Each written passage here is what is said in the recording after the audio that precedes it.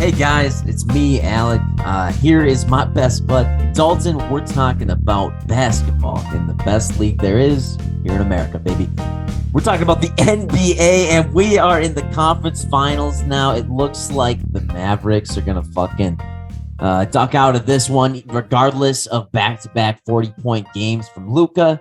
And it looks like the Warriors are just dominating that. And then in the East, it's pretty much a stalemate, 2-2 right now as we record this. So we'll see where that goes. But in terms what we want to talk about, it's a little bit past what's currently going on in the league. Instead, we're going to talk about some of the teams that are going to be in the lottery and could potentially pick up some prospects who are diamonds in the rough. If you've looked at some of our past videos, we've talked about some hidden gems, perhaps, and some of these guys picked in the late first round, middle first round. Those could be some gems that maybe turns into a star at some point. Who knows, right, Dalton? I mean, you never know. Who's a guy like Michael Porter Jr. at 7th overall, right? Oh, yeah. Yeah, so we'll get into that conversation. We're also going to talk about Stephen Curry. Is he a top 10 all-time player if he wins the title this season, plus the finals MVP? We're also going to talk about who is more likely to leave, Bradley Beal or Damian Lillard. A couple of rumors here and there. We're here to sort it out. Also going to talk about best situation for Paolo Banchero, likely top 3 player in this draft. But does it always work out that way? There's still plenty of time for scouts to fall in love with other guys. So we will see. We're also going to talk about where DeAndre Ayton could land. And lastly, the Orlando Magic, in terms of what can they do to get over the hump here? They've got the number 1 overall pick. That is a huge benefit in accelerating the rebuild that they've already done a great job on. But where does it start now?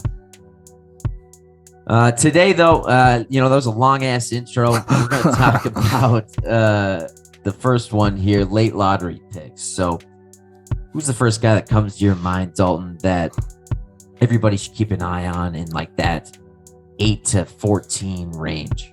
Right. So these are the guys that Donovan Mitchell, who should have been rookie of the year, best rookie drafted at that time, best came out of the gate right away. So it's those type of players that come out and surprise.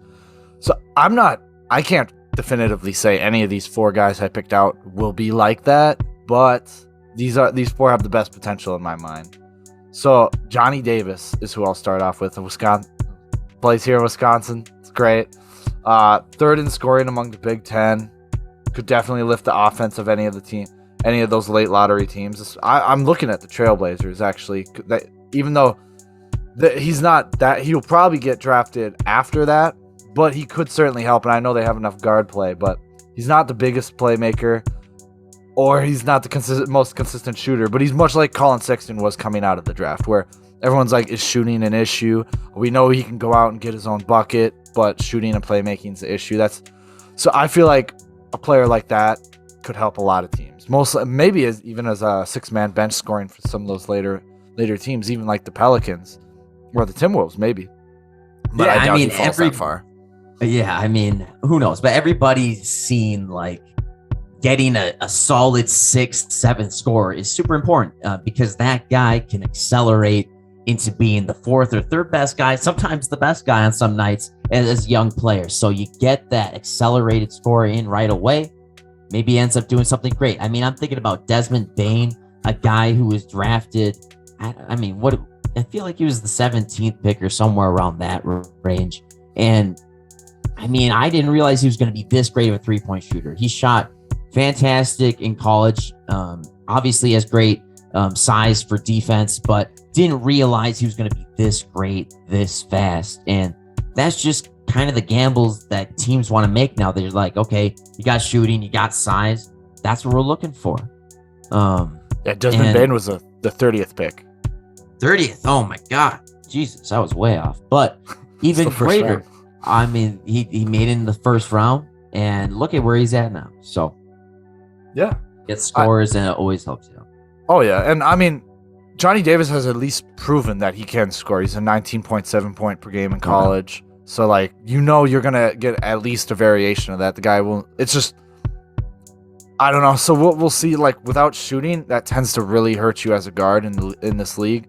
And, I mean, it's not that he's not a good shooter. I mean, he shot 30%. Still not that great, and that's from college. So, but we've seen guys like Colin Sexton. Again, for example, he did not shoot well in college, but look at him now. He's shooting above league average off pretty sizable volume. I mean, before the season, he got injured most of it. But guys like that can shine, and I think Johnny can. I think there's, looking at the lottery, there's a lot of guys that can, that will certainly need it. I got the lottery here. Oh, well, yeah, the Knicks. The Knicks could use a lot on here, so I was just looking at them. But Wizards, no, they'd love to have him, especially with Kristaps there and Kuzma. They need another guard or point guard. He's not the best playmaker, but put him in with Bradley Beal. I think that'll make things a lot easier. No doubt. Love Johnny Davis. The guy that I want to spend some time to talk about, who is on the opposite side of the player spectrum, is Jalen Durant. 6'11" center, played at Memphis, just a bruising tall player in the paint who can provide a little bit more than that even. And he's 250 pounds, by the way, as a freshman. So this dude's young and he's huge already. And he really had a solid mid-range shot. Would really get the team going more on the fast break than you would expect. So this guy, I think, is athletic enough to keep up with the speed of the NBA. It's I don't think it's a doubt that he can figure out shooting from beyond the arc. Anybody can do it. Fucking Brook Lopez can figure it out. If Al Horford can figure it out at age 35, I think anyone can really figure that out at that point. Yeah, one guy I'm going to talk about later is Wendell Carter, and he came into the league. He wasn't that good of a shooter, but this last year he improved every month. So, and Brook Lopez did not shoot threes, and he's going to, by the time he finishes his career, he's still going to be the leading three-point shooter of all centers. Obviously, there'll be a point where Cat will pass that, but Brook Lopez learned how to shoot while in the league. Cat calls himself the greatest shooting big of all time. He is. I mean, all things considered. Yeah, it's just funny to hear him say it, Yeah. So, no, Jalen Durant, I have him. I put him up a lot higher because there's some. I was talking about the Kings drafting him because they might want to get a center like that, and Pacers might want a center in case they're moving away. I think the Pistons do. I really believe in Isaiah Stewart going into the season, but he's certainly replaceable, especially with a guy like Jalen Durant. I think that would be a great get for the Kings. I just wouldn't be surprised if I don't know. It seems really high for the Kings at 4, but I think somewhere around 7 to 10 range kind of makes sense for him. Oh yeah, like true. The Wizards would love him. The Blazers would definitely love him. Spurs maybe. Oh yeah, the Blazers, because I'm confident Nurkic is not going to sign back with the Trailblazers. I don't see why he would. He just didn't seem happy. I mean, they haven't made that much moves, and I feel like there's a lot better places for him, and I think that would open up things for Jalen Durant. Certainly would turn into a young team with Josh Hart, Anthony Simons around Damian Lillard, but I mean, I think they were doing was working, so. Yeah, I mean, I still think the Blazers probably trade their pick, in all likelihood. They've definitely been having trades discussions, and they're just waiting to see what other dominoes fall, I think, which, fair enough to them. They got to hold on to their chips a little bit, but we'll see if they end up making the pick. If they do end up making the pick, I could definitely see it be Jalen Durant. Yeah. So next, I got a couple of shooters. Either one of them are pretty good. I'll start with AJ Griffin. Really nice shooter, great off-ball movement. He's certainly just can help out any team, and I know I say that a lot, but you can insert him in any team, just like Corey Kispert was supposed to be in the draft last season, where he just comes in and makes shots. He's a great physical potential on defense. He's a 7'2" wingspan, so there's a lot out there for AJ Griffin that looks. He's good. Athletic too. He gets up. He's fast. Only 18, so this is a guy who I think can help a team who's trying to be a run and gun type of style. Oh yeah. Not much playmaking potential, only 1 assist to 0.6 turnovers, so obviously he just kind of catch and shoot most of the time, only 10.4 points, but shot 45% from 3, which is super exciting, and that's what will translate they into want. the NBA. Yes. Yeah, that shit could make you go top 5. I'm not gonna lie. Yeah, I mean, it's very reminiscent of Mikal Bridges when he was drafted. I mean, great wingspan, could be a great defender and hit it from the 3, hit, catch, and shoot. So can't argue with that. Yeah, I mean, if you got Mikal Bridges top 5 in a draft, you'd be happy most of the time. Oh yeah, no, definitely, and I can see teams, especially like the New Orleans Pelicans, who desperately will need shooting going forward with Zion next to them. And still, Valanciunas is out there; he can space the floor a little bit. Same with Zion, but not enough. So you can get that. I mean, I know they're going to want defenders in there, especially if he can grow as a defender in the combine or in this offseason. He might find his spot as the 2 guard on this team with next to CJ McCollum. I mean, I'm pretty sure he's going to be more of a 3. He's pretty big, 6'6", and he played small forward in high school, and in college as well. So yeah, I don't know. I'd be surprised. I think he can make it happen defensively as a 3, no problem. Yeah. Well, I mean, you assume it'll be Brandon Ingram at the 3. I guess that's with the Pelicans, but yeah, he could fit. I guess it depends on who drafts him, but I think, it would be smart to play him at the 3. Yeah. Another great shooter that I want to talk about is, okay, hold on. Ochai Agbaji. Great. He's a really nice shooter, can grab his own buckets.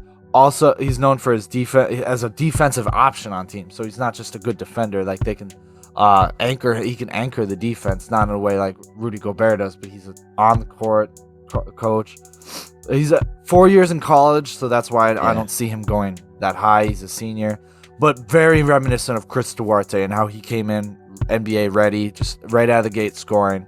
Yeah, I mean, it's good to get those guys. Like, so what? I mean, 22 is still young. Like, yeah, it's like, what's like most teams that don't bite on that, it's like, whatever, you know?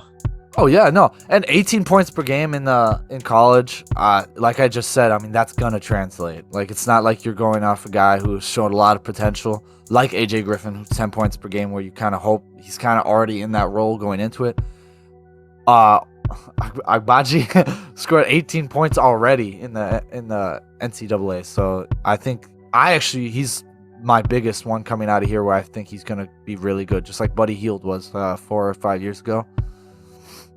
Buddy Hield was old, and he just turned out to be a really nice player. Buddy Hield, all rookie first team, I think. Buddy Hield was, and I can see Agbaji being that too. It's proof of concept of the type of player you want in the NBA. Yeah, I'm trying to think of like other guys who entered the draft at an old age. Jalen Brunson, he was pretty old when he. Brunson. That's why he fell to the pick. Second. Yeah. Yeah, he was. He did. Cassius Winston, he's not doing much right now just because he was drafted by the Washington Wizards. But I had a lot of faith in him. He played for Michigan State. I mean, he not much proof of concept in the NBA, but he also hasn't had that much opportunity. I think if he had the opportunity Jalen Brunson would, he would be a lot better player. I love Cassius Winston, but I mean, he's just a little too small. He doesn't play big enough. Yeah. But I think he's definitely got potential. He's still playing in the G League, I think, for the Wizards. Mm-hmm. And I mean, I loved him in college. I thought he was reminiscent of Pat Bev in a lot of ways, just like in hounding the ball and his command of the offense as well. Like, you could tell his teammates respected him. So they went and they made it to the Final Four that year. They did.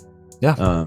Well, he was a senior when he got drafted, so he was with them for a while. But they did make it to the Final Four once. But I mean, he's still only 24. Like, I mean, I'm 25 and I don't feel like I could play basketball, but it's different, you know? Yeah, I mean, I'm 26. I feel like I could try my best, but I'm also pretty small.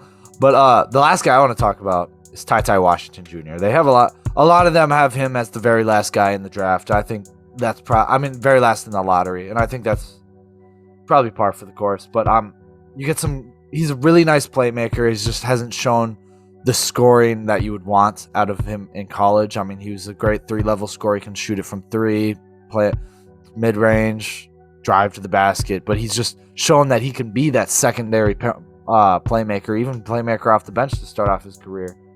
I think he's not the most efficient, but I think he'd be a great prospect for teams. Certainly, the Timberwolves is what they've been looking at for him to get drafted. Oh, yeah. I certainly don't think he's like inefficient. I mean, 45% from the field and 35% from three. I think that's like numbers we can improve upon, but I don't think that's anything to really be disappointed with. And over a steal a game, I like that.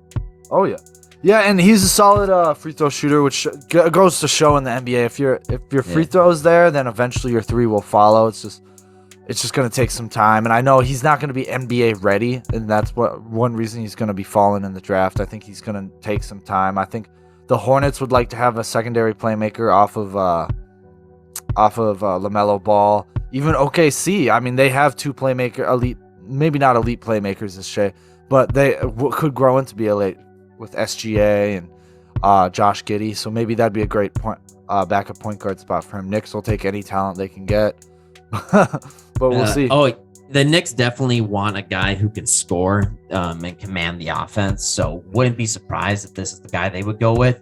Yeah, I mean, I pulled up the highlight of him, and damn, this dude's speed. He gets to the basket crazy fast. Oh yeah, he just took it full court, no problem.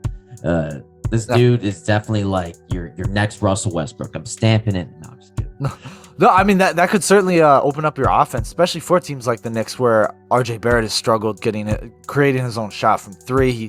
Some nights he can do it, some nights he can't. Julius Randle's had his issues. Assuming Julius stays there into the season, the Knicks want to score. Definitely open up. Yeah, no doubt. The Knicks want to score.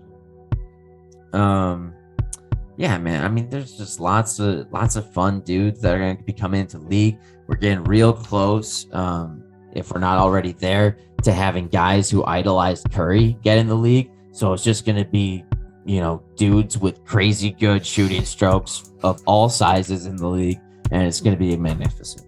Oh yeah, I mean, it's already started. Trae Young is the first of many to go through that gate, but I can't wait to see where everyone falls.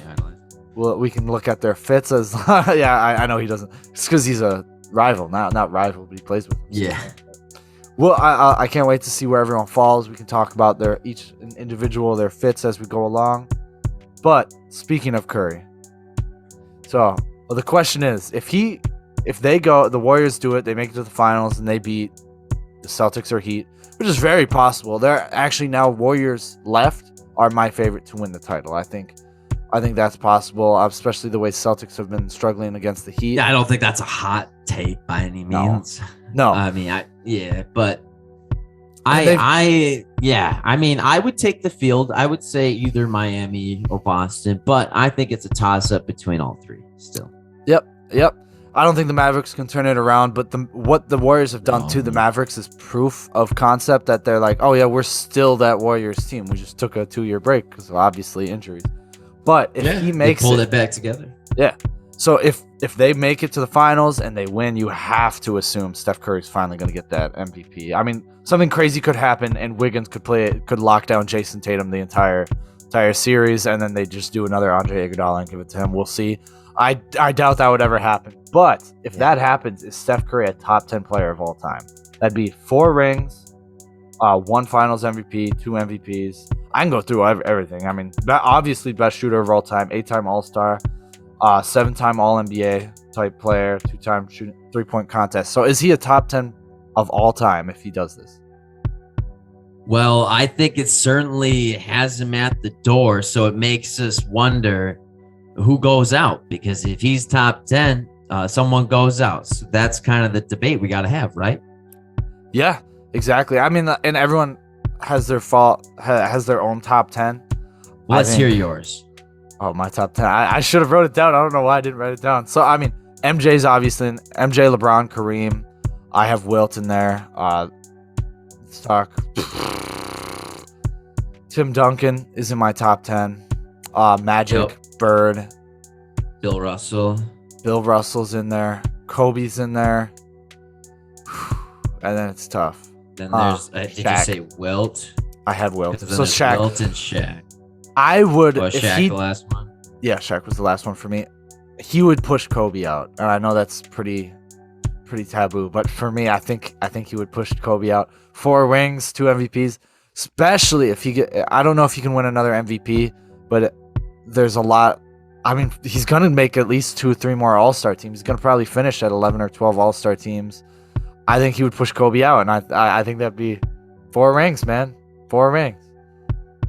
Oh, man. Yeah, I mean, I think that is probably what most people would think too, but most people won't say it. I think that's certainly possible. I don't know who else would get bumped out. Like Larry Bird, maybe, but it's like he's too historic for the game. You know? Yeah, I mean, you could talk Larry Bird. I could the argument on how short his career was because of his back injuries. Some people would argue he pushes Magic Johnson out because Magic Johnson was never a good shooter. People forget about that. He was a super good playmaker, obviously a dynamic scorer, but he had his own issues, and he was good at. And you could say that he was great because he played with Kareem and James Worthy, etc. And he didn't get the individual awards like Larry Bird did. So there's arguments either of them. You could say, I don't know what the argument against Tim Duncan is because they're such different players, Steph Curry and Tim Duncan, where you can't. It's much like apples to oranges, which you can compare apples to oranges. Duncan's definitely just totally different. Still top 10 because he's above most of those other guys in my opinion. Yeah. So I do think he would be in the top 10 in my top 10 if he did that. I think Kobe would be pushed out just because everything mad.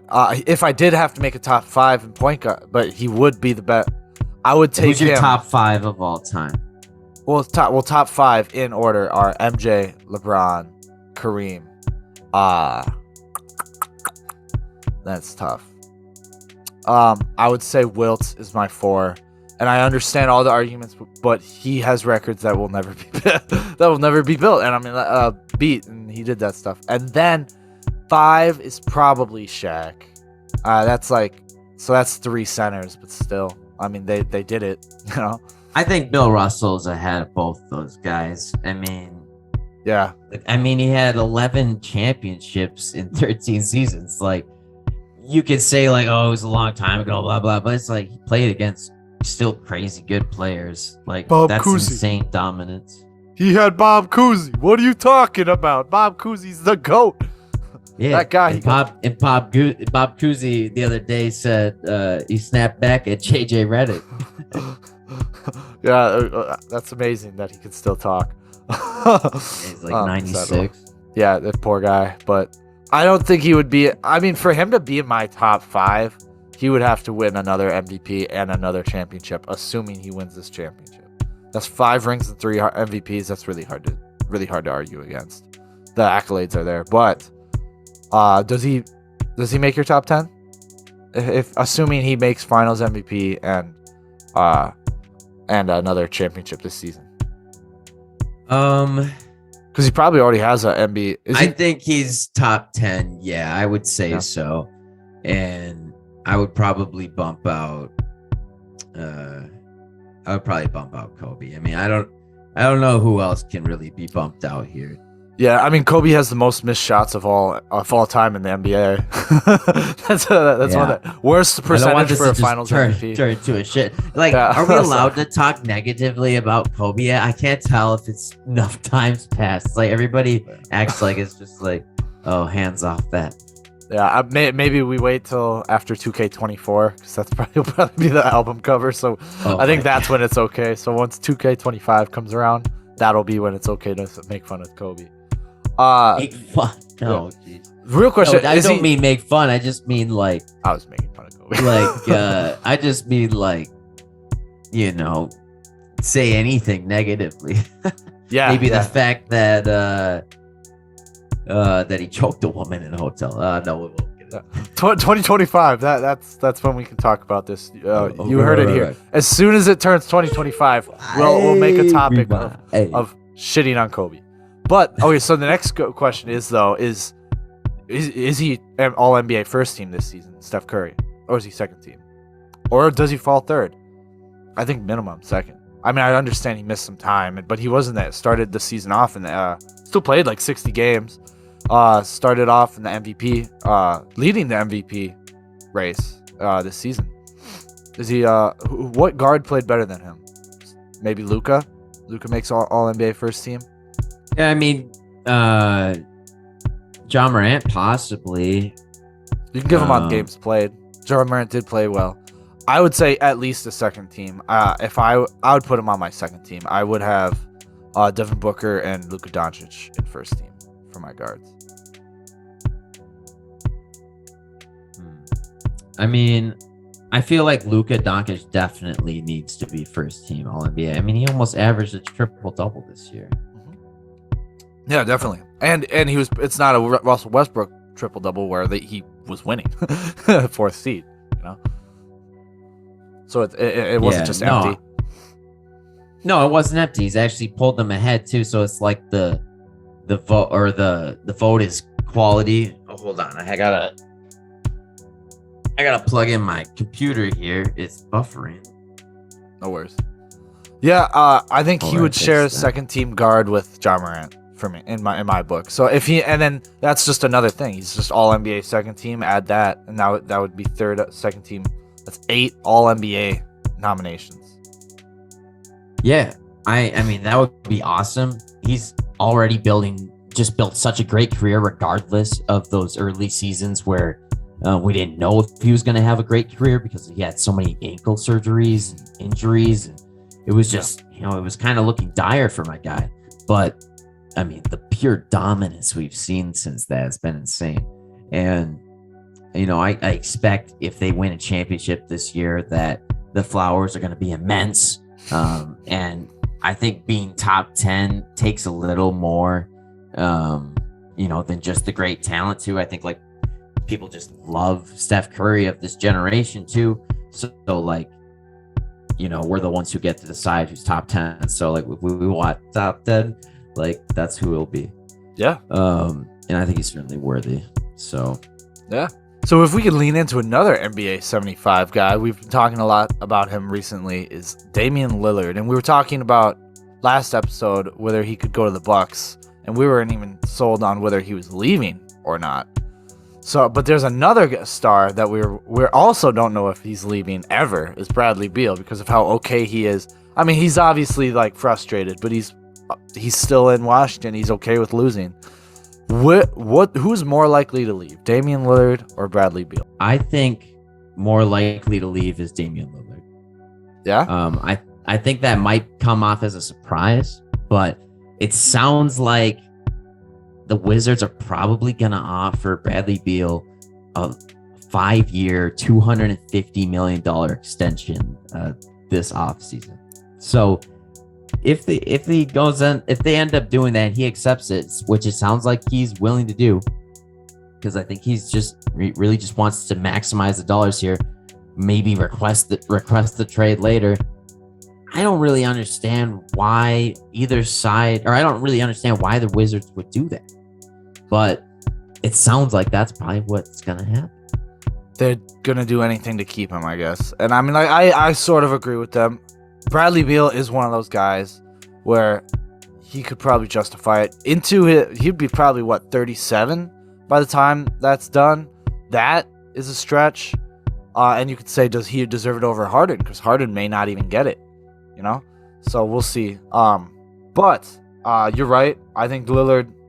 I mean, they haven't had a worthy cast. I think that they'll both get it. I mean, I think Harden would probably get one too. Yeah, I mean they're gonna have to. He's got his boy Morey over there.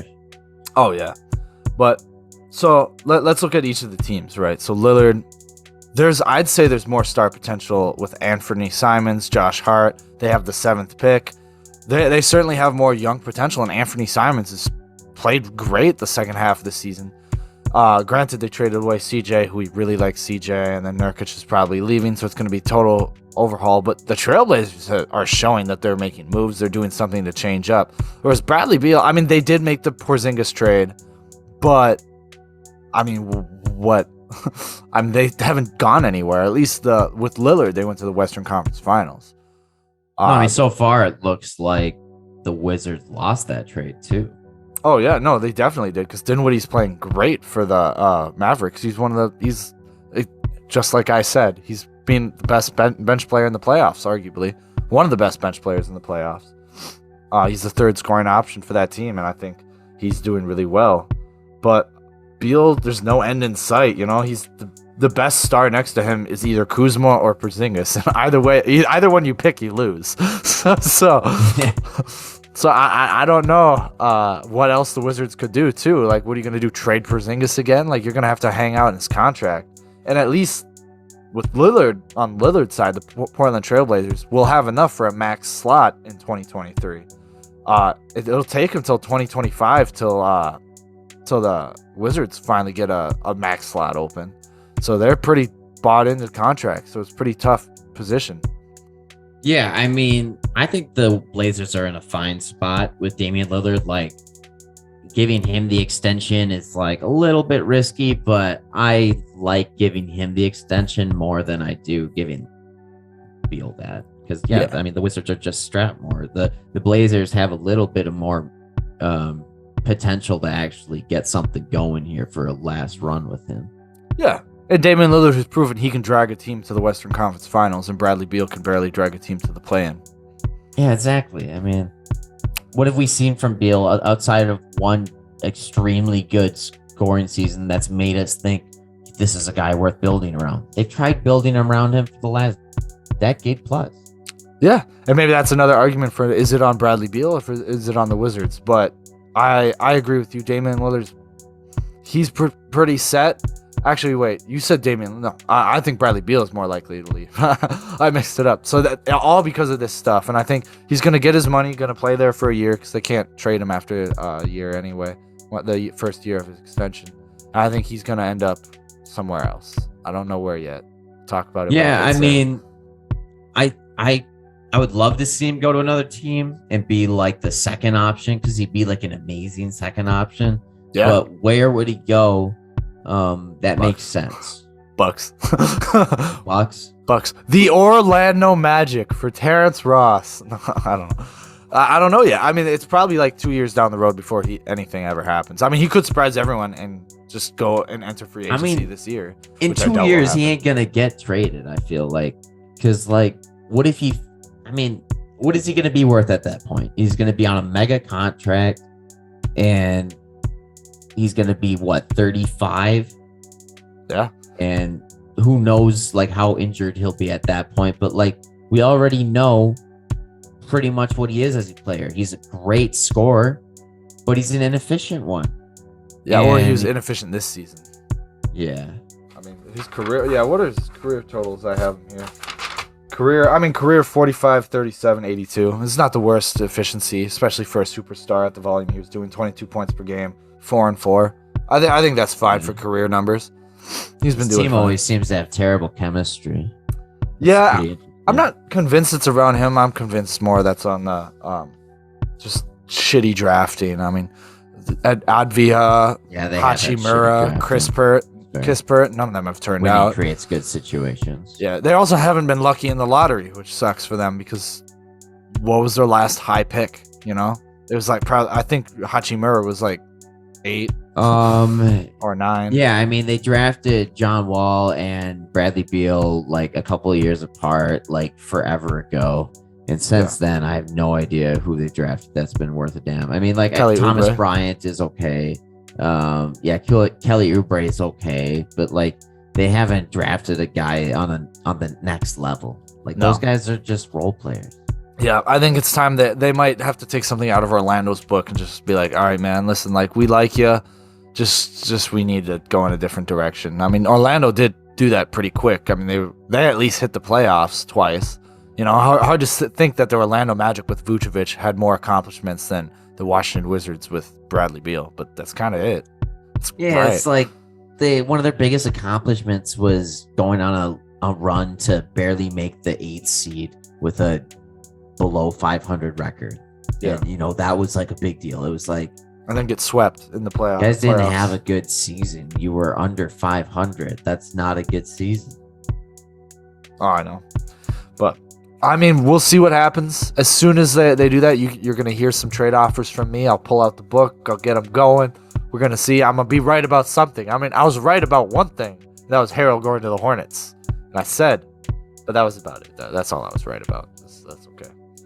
But let's go. Right. Yeah, you got it. Let's move back to the draft, though. Paolo Banchero.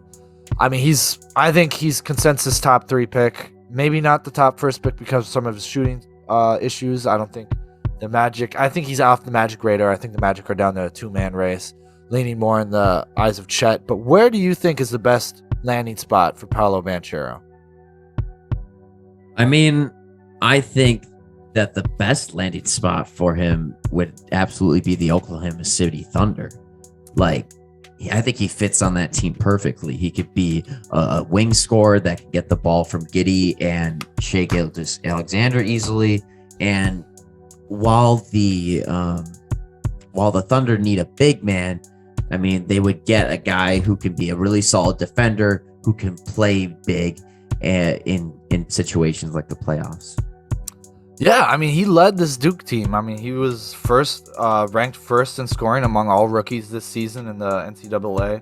Huge post player, mid-range potential, limited space creation. I mean, he's much like a smaller Zion, and it's very reminiscent because he's also from Duke. Potential to expand his shooting is there. I mean, he has solid form. He just kind of needs to get repetitions up and see how it moves.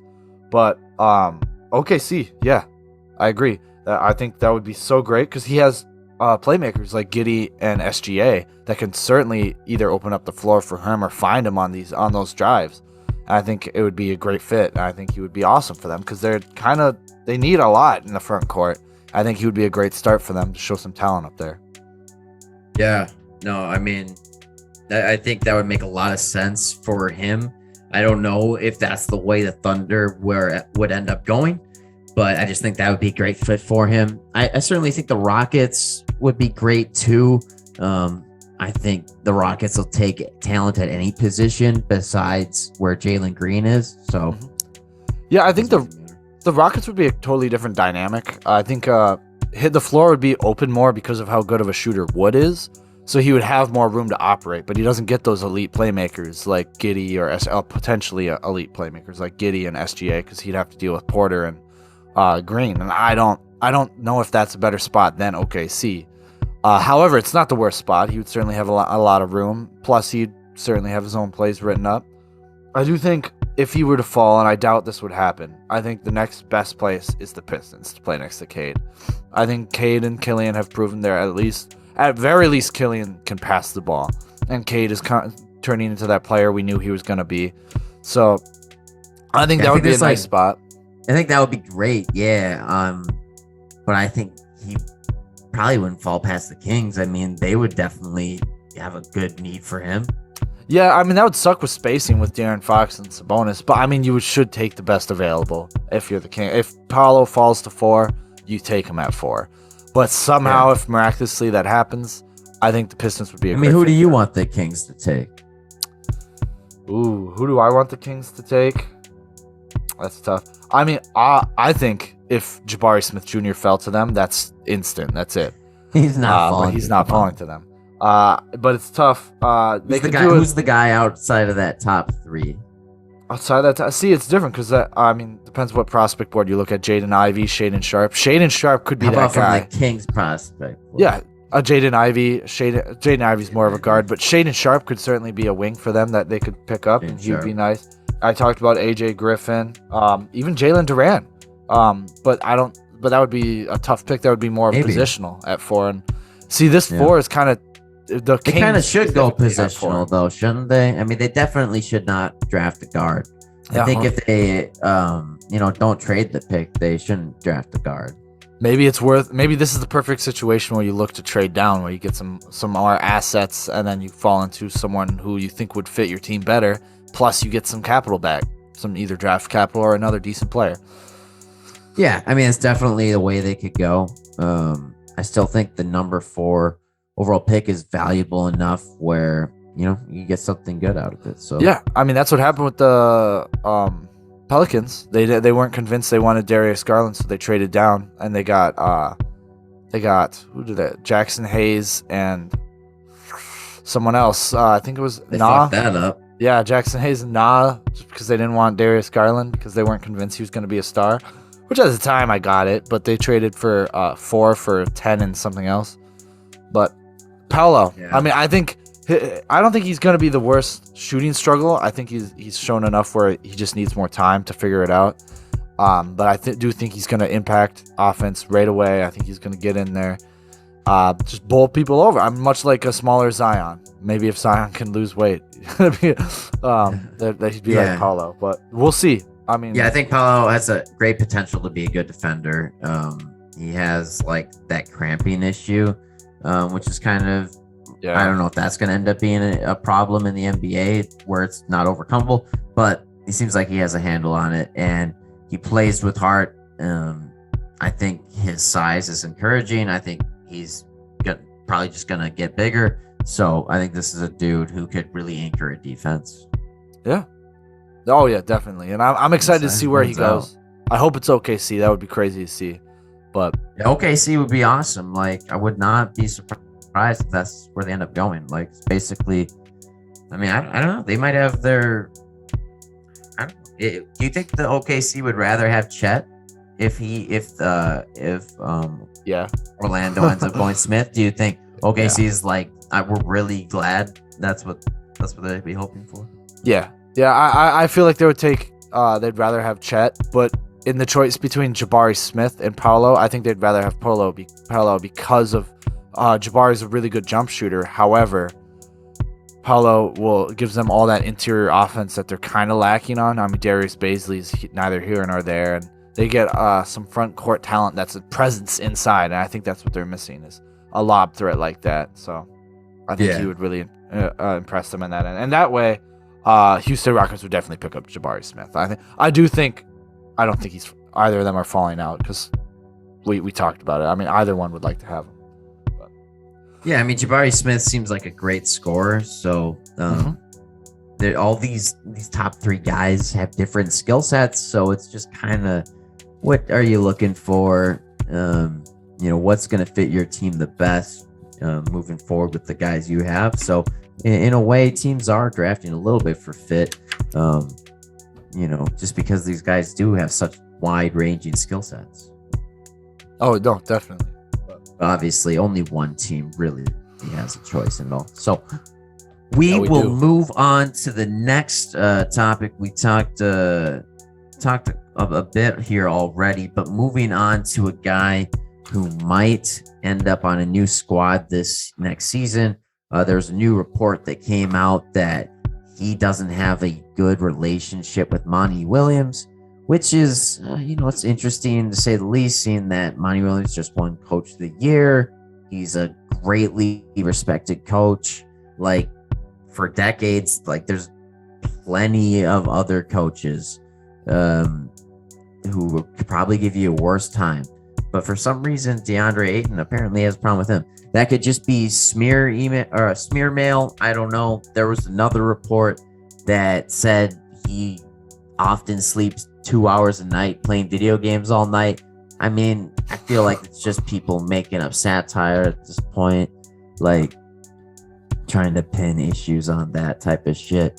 But DeAndre Ayton could end up on a new squad next year, and we're going to talk about where that could be. First off, I want to give my top three here. I think the Dallas Mavericks, first of all, would love to get him. That would be a fantastic get, in my opinion. I think the Portland Trail Blazers would love to get him. I think they would really transcend with a big man like him. I don't know if that's where they want to spend all their money. Maybe they can get a better player than him. But if not, I think that's a really solid get. And then you could do some sort of swap to the Atlanta Hawks, sending Clint Capella back to Phoenix. I think that's another option as well. Yeah, those are solid options. I do think the best place would be where he is now. I think if he wants to see success, I think it's obviously the Phoenix Suns. I think Trailblazers is interesting. I think that would be good. I haven't thought about that. I'm not sure the defensive fit because they just need that guy, that interior presence. I mean, he's done it on the Phoenix Suns. He's proof of concept. So maybe next to Trae Young, he'd be a lot better than what they have. Yeah, that would be it. And a lot better than any other option, I would think. Yeah, and I guess that might be the most likely in trading because they could get certainly the value back from him. The teams I have are more like cap space related, where they can actually sign him. Or I mean, no team can actually sign him, but if it was a sign and trade and they have the most cap available, so I have the Spurs. Or they're my top. I think that would be amazing next to DeJounte Murray. I think that would be his team. It could be a sign and trade with McDermott and Richardson. And obviously lots of picks, but I think that would really mold into his team, and he'd be the number one option on that team for scoring anyway. Because you look at it, and DeJounte, that's just not who DeJounte Murray is, and I mean, who else on that team is going to score? So he would really get all the things. Yeah, if he wants a bigger role, that would be a great spot for him. No doubt. And he would get to. He had comparisons as David Robinson coming in, and maybe that's what he needs to to push himself to the next level is have the same coach. You know, he needs some big Latina women out of San Antonio, according to Chuck. I think that's what he wants. Yeah, maybe. But then I have the Pacers because I talked about that would be his team actually because he'd come in, he'd be the biggest vet, proven star, be next to Tyrese Halliburton. Obviously, you were a free agent leaving Phoenix. Do you think you'd want to move to Indiana? If I was, I don't know. Maybe he's like that's too hot. The last few years, maybe it was just too hot in Arizona, and he's like, I gotta go somewhere boring. I gotta go somewhere boring. Yeah. Well, I mean, obviously, NBA side, video games all the time apparently, so like it should be fine, right? Yeah. What's it matter? But that way also. Turner and Hield, I assume, would be trade targets, and they'd go to the Phoenix, and I can see them working with that. I think they would like something like that. More space with the new guys, Halliburton, Duarte, whomever they draft. I think that would be nice. And like I said, it could be his team. But the last one, I think Hornets. I just said Hornets. I'm not much. Maybe the Hornets. I think LaMelo. The Hornets would be great. Yeah, I think that would be an awesome get, no doubt. I mean, they need a big man. They do. They've needed one. Oh yeah, and I mean, play next to Miles Bridges, and assuming he's still there, if he wasn't. Oh yeah, they're giving Miles Bridges like maybe whatever his max contract is. Mm-hmm. So that and LaMelo Ball, I think it's certainly a different place. North Carolina, it's cool. I mean, it's nice. It's there. Yeah, I don't think it's a bad spot. But I don't think he's leaving. But if I had to choose, I think I would love to see him on the Spurs or the Pacers. I do like the Trailblazers idea. That would be really cool. That would be nice to see him. I feel like there's lots of teams who could use DeAndre Ayton. You know, that's the point. So it's like he's gonna get the max contract. Like that's just a matter of fact. It's funny. He definitely is mad that the Suns didn't just give him that last year. Oh yeah, it's crazy to see. People were like, I mean, he'll always be known as drafted above Luka, and should he been? Obviously not. But he's certainly not a terrible player. I mean, he's a great player. Went to the finals, you know?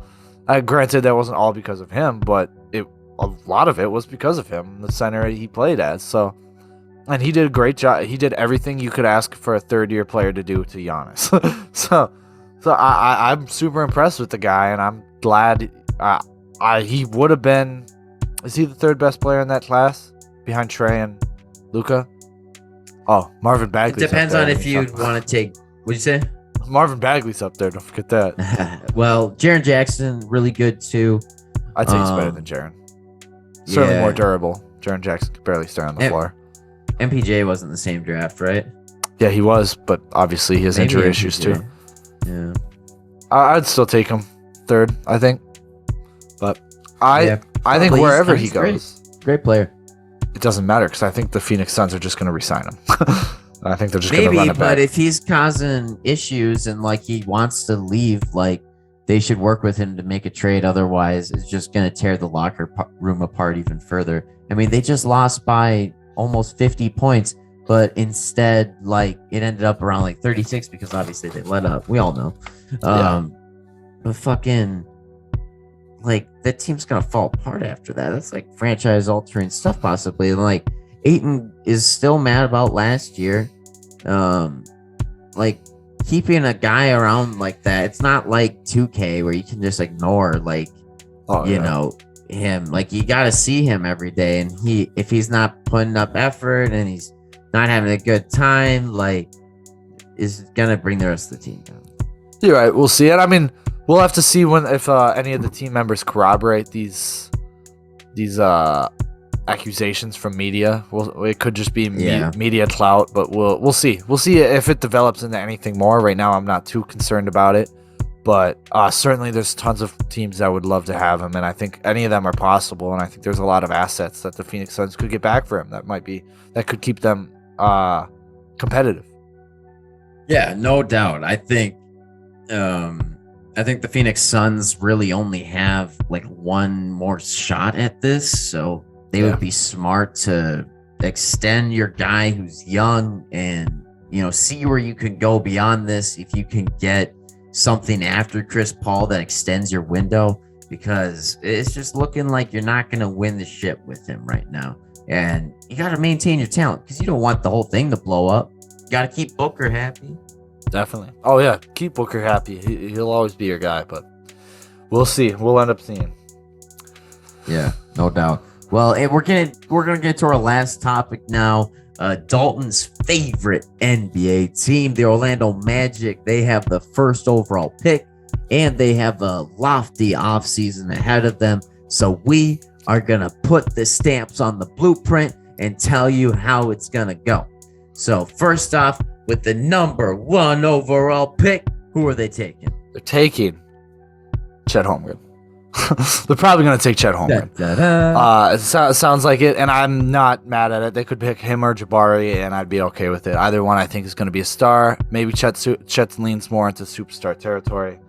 And you start off any rebuild with your superstar. And then what I like to do is you take them and be like, all right, since we're such a young team, what is the most probable that these people will turn into? Like where you can be like, all right, not their ceiling, but what is most likely these players gonna look like. I mean, it's hard to compare other teams to other players to existing players, but I did it. So if Chet's their superstar, Wagner, I think he's gonna realistically turn into a player like Harrison Barnes.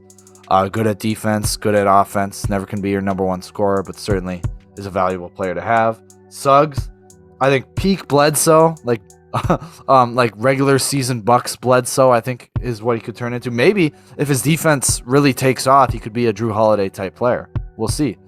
But we'll see. I mean, he's only had one season. Fultz, I think, is going to be like a Dragic type player, maybe a Kyle Lowry that can't shoot, something like that. Yeah, I mean, I love Markelle Fultz. I think. Oh, yeah. I think this Orlando Magic team has some solid talent. I think Franz Wagner can certainly be as good as Harrison Barnes, if not better.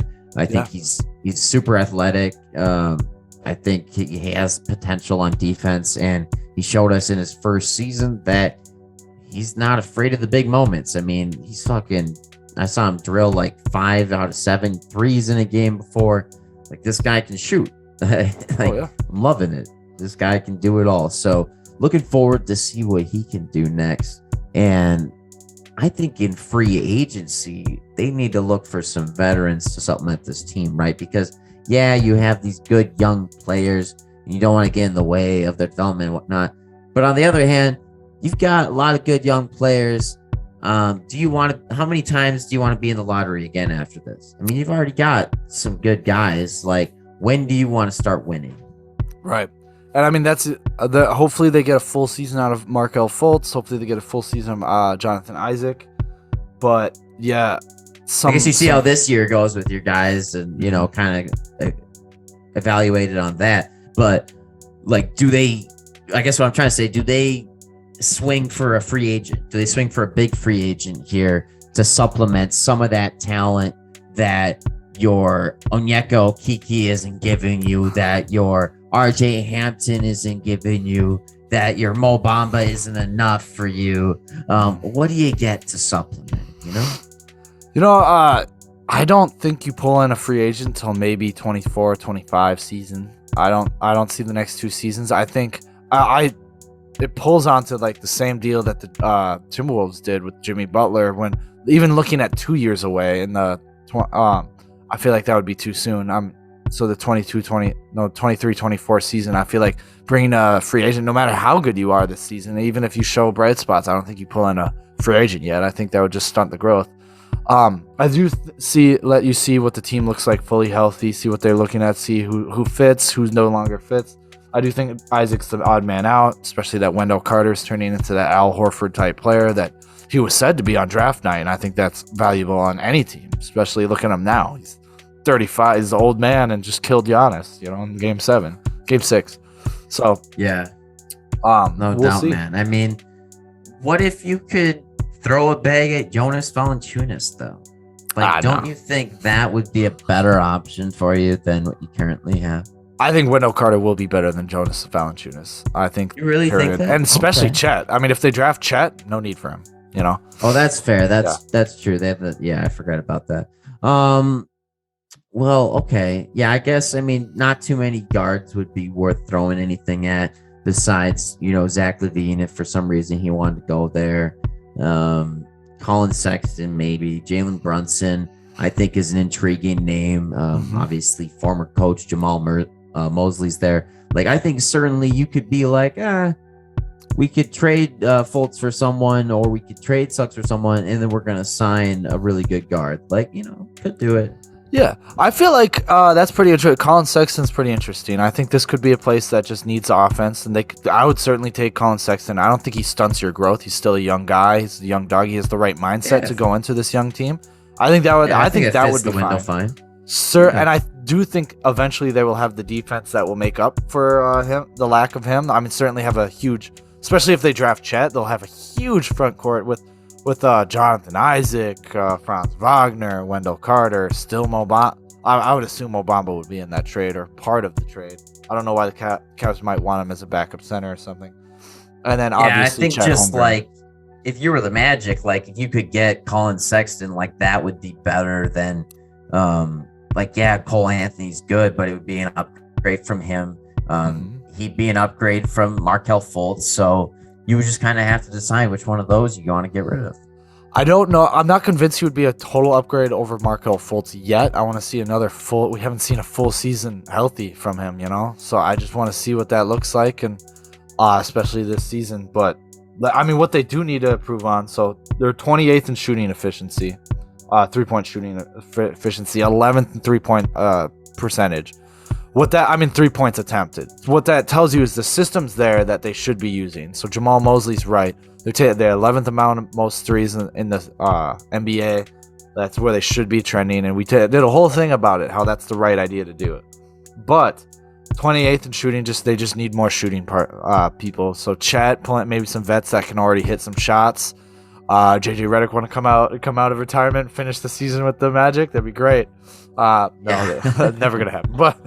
But the some of the issues they had last season, I think, are going to be fixed with Markelle Fultz coming back and then getting some more veteran time. Some more playing time with Suggs being more healthy throughout the season, and obviously if Cole Anthony was coming off the bench, he's hitting second tier defenses. So they were 20th in assists. I think that's going to help. 23rd in turnovers. I think that's going to be helped. 10th in pace, which is pretty crazy because that's kind of what Cole was starting for, was his pace. He's a very fast player, very run and gun. But I think that's going to stay with Fultz and Franz. So that was a good part, seeing it. So I think they certainly have the elements. They just need to double down on some veterans and get a full season. And if they can't stay healthy, I think certainly some of these players like Fultz and Isaac. I love Fultz, I love Isaac, but maybe it's time to trade them off to some place where they can afford to be unhealthy, where we need to develop. I think with Jonathan Isaac, for sure, it's time to trade him. I think you probably most likely give Markelle Fultz at least to start this season on the Magic. But I think before the season starts, you got to find a way to get rid of Jonathan Isaac. Really, before the season starts? I don't know. I think he's definitely a trade deadline type candidate. I think you can hold on to them till then. It's not going to hurt you any. You're not trying to win basketball. And if he doesn't come back to play, then bye. There are some teams, I don't know if they can match his contract of what I think it's like 15 to 17 million. I don't know if they can match that contract to get a guy that's never going to be injured, or even if he's healthy at the time. Certainly teams like the Timberwolves, I think, might be like, here, take Malik Beasley. We'll just take Jonathan Isaac. maybe. We'll see. Depends if he's even showing up and healthy. Even if he does show up and he's healthy, I'm not convinced he'll get a starting spot next to it with Franz Wagner, Wendell Carter, and assuming Chet. I don't know if he gets that spot. I don't know if he's worth having the bench coming off the bench. Yeah, he's kind of missed his timeline. He's almost on an old timeline with this team now. Whereas if he had been playing recently, there would have maybe been reason to want to keep him around. But it's just been too long for the guy. Like, and before that, like, he was injury prone a bunch. Like, this isn't his first time getting injured. It's just his longest. And it's just, I don't know. It doesn't seem like there's a light at the end of the tunnel for this guy. And No. I want him to be a solid NBA player, but there's a lot of injury issues this early in his career. I mean, usually when guys are like that early in their career, it doesn't ever get better. No, not really. And that's kind of the struggles. I mean, you look at Jaren Jackson, he was in and out, but certainly not this much. Like, he's already playing. He just played a full John season. Yeah. Or he played the most games of the season this last year or something. Yeah. No, exactly. So we'll have to see what they do. I think they're trending in the right way. We'll see what this first round pick does. I certainly think they should go out, pick up some vets. I think Isaiah Thomas, I don't know why you wouldn't sign him as a backup point guard. I think he would be great for the locker room. I love Isaiah Thomas. I don't see why you wouldn't throw a dog a bone there. So yeah, I mean, Isaiah Thomas would be great. I don't know, Ricky Rubio, maybe. he'd be fine too. I'd take him. I don't want to do that. No, maybe. Trevor Ariza. Yeah, Trevor Ariza would be great. I think he would be a great guy in Franz Wagner and Wendell Carter's year. I think that would be wonderful for them to have. Paul Millsap too. Bring him out. I think he would be perfect for Wendell and Chet's progression, or assuming Chet or Jabari, whomever. But we'll have to see. Joe Ingles, yeah. Joe Ingles, I'd love to have him. He'd be a great vet, and he could certainly take up a wing spot. I'm taking all these guys, yeah. Anyway. Let me think of another. Derrick Rose. No, fuck no. No, of course. Well, Derrick Rose, I think he got extended by the Knicks, didn't he? He's making like $14 million this year. Yeah, but he's worth it. No, he is. Yeah, I mean, you'd have to trade for him. Yeah, I mean, we have the maybe they want Terrence Ross. How about Markieff Morris? No Morris twins. They will have to stay away from Orlando. We don't want them. Just kidding. We don't want to fight. We want to sign Nikola Jokic in 2024. We don't want the guys that are supposed to fight him. Yeah, no, I hear you, man. Yeah. Well, it's that Heat culture. I don't know what to tell you. And that Clipper culture. It's just the culture. Mm-hmm. We are Strictly Ball Business. We talked a lot today about basketball. I don't think you got anything else, buddy. I got absolutely nothing else. Absolutely nothing. This was a hell of an episode. I forgot to say at the beginning that it is episode 40. So 40. Thank you so much for tuning along if you're still here. And we will see you next time for episode 41. I don't know an NBA player that's 41, but like and subscribe. Dirk Nowitzki. Really? I'm an idiot. I think he's 41. Hold on. Well, we're gonna extend this a little bit. Maybe he's 47 or he is 41. Because he was 14 in Germany. That's funny. All right. Next week, Dirk Nowitzki episode. Next week's the Dirk Nowitzki episode. Yep. We'll talk about one Maverick probably, and Luka Doncic, and what the Mavericks do after losing to the Warriors. Yeah, we could do a deep dive on Dirk Nowitzki that episode. Yeah, who knows? We'll see. Stay tuned. Mark Cuban. Hey guys, like and subscribe to our videos. I like talking balls. You guys like hearing about balls. Come on, just do it. Press the button.